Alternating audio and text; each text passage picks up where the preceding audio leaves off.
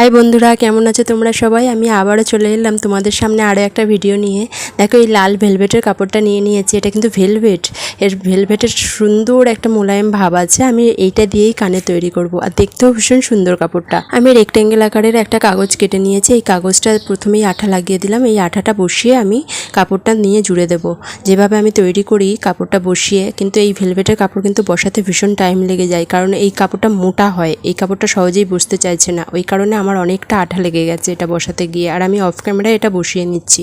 আমি কিন্তু যেভাবে ফেভিকল আঠা দিয়ে করি সেইভাবেই করছি। ফেভিকল আঠা দিয়ে এইভাবে বসিয়ে নেবো, আর কাঁচি দিয়ে তারপরে বাকি অংশটা কাটতে হবে, ওই জন্য দেখিয়ে দিলাম। দেখো, আমার বসানো হয়ে গেছে, আর আমি শুকিয়েও নিয়েছি। তারপরে আমি তোমাদের কাছে নিয়ে এলাম, দেখাচ্ছি। এরপরে আমি এর মধ্যে একটু ডিজাইন করব।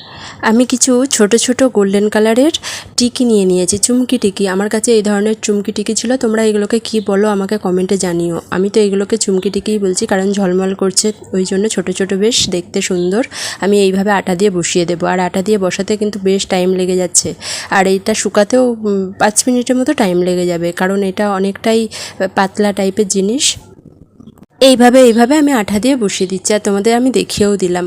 এইরকম করে করে বসাতে হবে, অনেকটা ধৈর্য নিয়ে বসাতে হবে, নাহলে একটু ঘেঁটে ঘেঁটে যাবে এবং উঠে আসবে টিকিগুলো।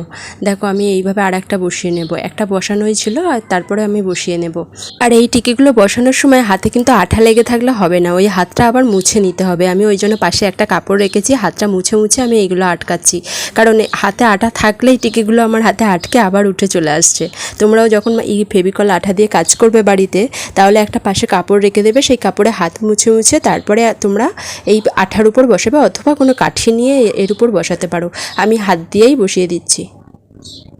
এরপরে এরকম কানের দুটো হুক আমি নিয়ে নিয়েছি। এই দুটো হুক পিছন দিকে আমি বসিয়ে দেবো। এটা আমি ওই কানগুলো দিয়ে বসাচ্ছি, কারণ কানগুলো দিয়ে তাড়াতাড়ি আটকে যাবে।